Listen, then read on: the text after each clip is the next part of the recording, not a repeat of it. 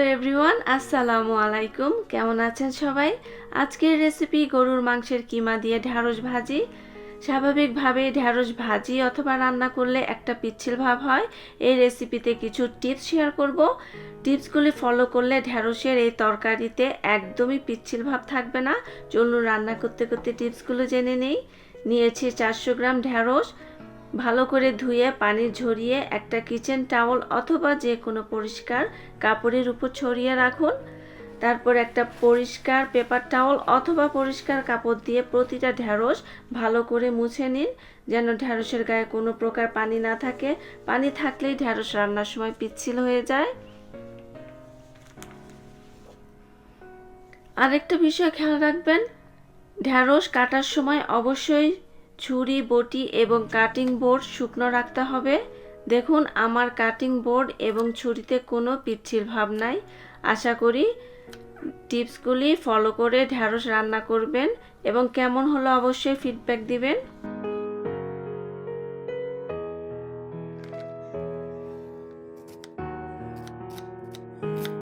পেঁয়াজ একটু মোটা এবং চারকোনা করে কেটে নিচ্ছি। গরুর কিমা নিয়েছি 1 কাপ। এখন প্যানে দিয়ে দিচ্ছি 1/4 কাপ তেল। তেল গরম হলে দিয়ে দিচ্ছি 1 কাপ পেঁয়াজ কুচি, 2 টেবিল চামচ রসুন কুচি।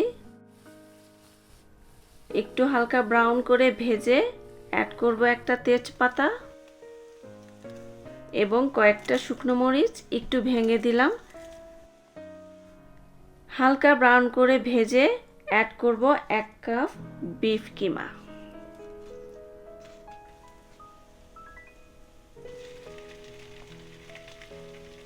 এখন এই বিফ কিমা 2 থেকে 3 মিনিট রান্না করব। 2 থেকে 3 মিনিট রান্না করার পর অ্যাড করছি 1 চা চামচ আদা বাটা, 1/2 চা চামচ জিরা গুঁড়া, 1/2 চা চামচ ধনিয়া গুঁড়া, 1/4 চা চামচ হলুদ গুঁড়া, 1 চা চামচ মরিচ গুঁড়া, ঝাল কম বেশি করে নেবেন। আর দিয়ে দিচ্ছি 1/4 চা চামচ মাংসের মশলা অথবা গরম মশলা, দিয়ে দিলাম পরিমাণ মতন লবণ। এখন 3 থেকে 4 মিনিট রান্না করব। 3 থেকে 4 মিনিট রান্না করে অ্যাড করব 1/2 কাপের মতন পানি এবং রান্না করব পানি শুকিয়ে যাওয়া পর্যন্ত। এই পানিতেই কিমা সেদ্ধ হয়ে যাবে। যদি সেদ্ধ না হয় তবে সেক্ষেত্রে আরও একটু পানি অ্যাড করে নেবেন।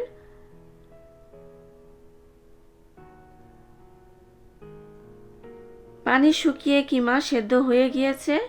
এখন কিমা অন্য একটি পাত্রে তুলে রাখছি। সেম প্যানে দিয়ে দিচ্ছি 1/4 কাপ তেল, 1/2 কাপ পেঁয়াজ কুচি এবং স্বাদমতো কাঁচামরিচ। 2 মিনিট ভেজে অ্যাড করব ঢ্যাঁড়স।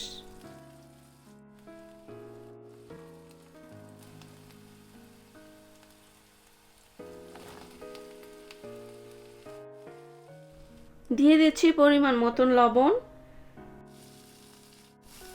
মিডিয়াম হিটে ঢ্যাঁড়স 70% সেদ্ধ করে নিব। তারপর অ্যাড করব রান্না করা কিমা।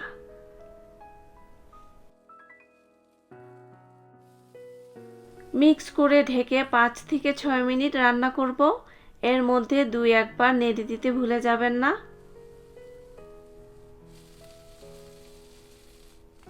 ঢ্যাঁড়স রান্না হয়ে গিয়েছে। আশা করছি রেসিপিটা ভালো লাগবে। রান্না করলে অবশ্যই ফিডব্যাক দিবেন। দেখুন কি সুন্দর ঝরঝরে হয়েছে, কোনো পিচ্ছিল ভাব নেই। এই মজার ভাজিটা কিন্তু পরোটা, রুটি এবং সাদা ভাতের সাথে বেশ ভালো লাগবে। আজ এখানেই বিদায় নিচ্ছি। নতুন কোনো রেসিপি নিয়ে আবার আসবো। সবাই ভালো থাকবেন। আল্লাহ হাফেজ।